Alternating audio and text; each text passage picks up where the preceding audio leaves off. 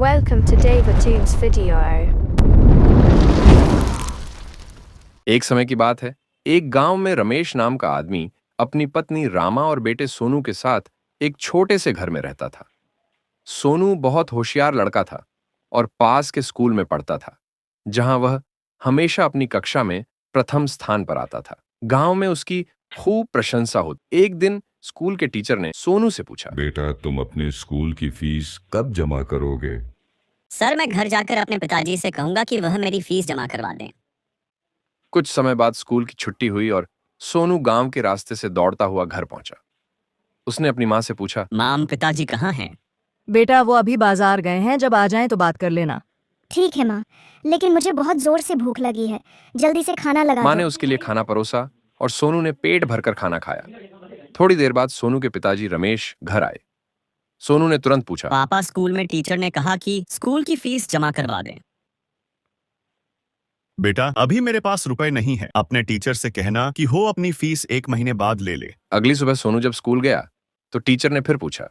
Fees नहीं लाए सोनू? सोनू ने कहा, सर, मैंने घर जाकर अपने पिताजी से कहा कि वो मेरी फीस जमा करवा दें, तो उन्होंने कहा, बेटा, मेरे पास एक भी रुपया नहीं है। अपने टीचर से कहना कि वह अपनी फीस 1 महीने बाद ले लें। ठीक है, पर जल्दी जमा करवा देना। इधर रमेश ने कई जगह काम ढूंढने की कोशिश की, लेकिन उसे कहीं भी काम नहीं मिला।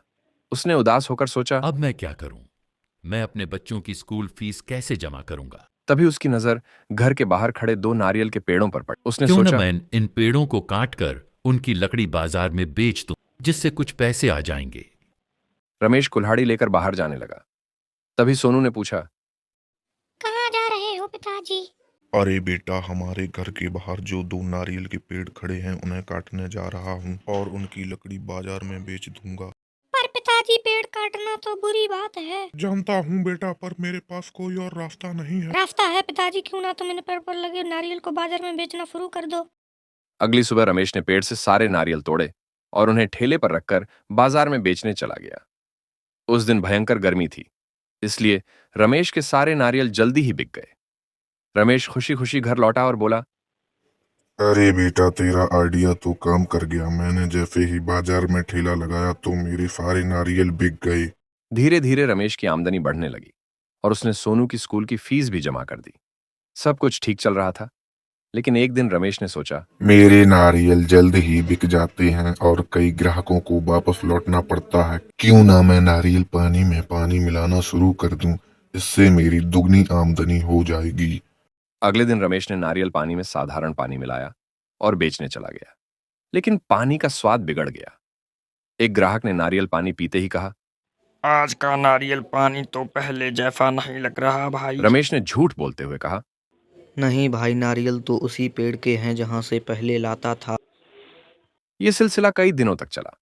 एक दिन सोनू ने अपने पिताजी को नारियल पानी में साधारण पानी मिलाते देख लिया। उसने दुखी होकर कहा, अरे पिताजी, तुम ये क्या कर रहे हो? तुम नारियल पानी में पानी क्यों मिला रहे हो? रमेश ने गुस्से में कहा, अरे तू मेरे काम में टांग मत अड़ा, जा जाकर पढ़ाई कर। लेकिन सोनू को यह बात बुरी लगी। अगले दिन जब रमेश नारियल पानी में पानी मिला रहा था, तब सोनू ने पुलिस को फोन कर दिया और बताया, हेलो थानेदार साहब, जल्दी से मेरे घर आ जाओ, मेरे पिताजी नारियल पानी में मिलावट कर रहे हैं। अरे रुको भाई रमेश, कहाँ जा रहे हो? कहीं नहीं साहब, पर आपका मेरे घर आना कैसे हुआ? तुम अपने नारियल पानी में मिलावट करते हो?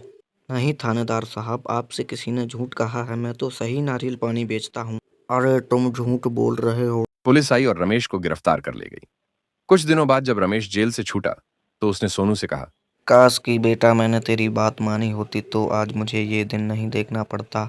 अब से मैं रोज सिर्फ शुद्ध नारियल पानी ही बाजार में बेचूंगा। सोनू ने खुशी से कहा। पिताजी, सच में ईमानदारी से कमाया हुआ पैसा ही सबसे बड़ा धन है। इसके बाद रमेश ने कभी भी नारियल पानी में मिलावट नहीं की और उसके नारियल फिर से अच्छी तरह बिकने लगे।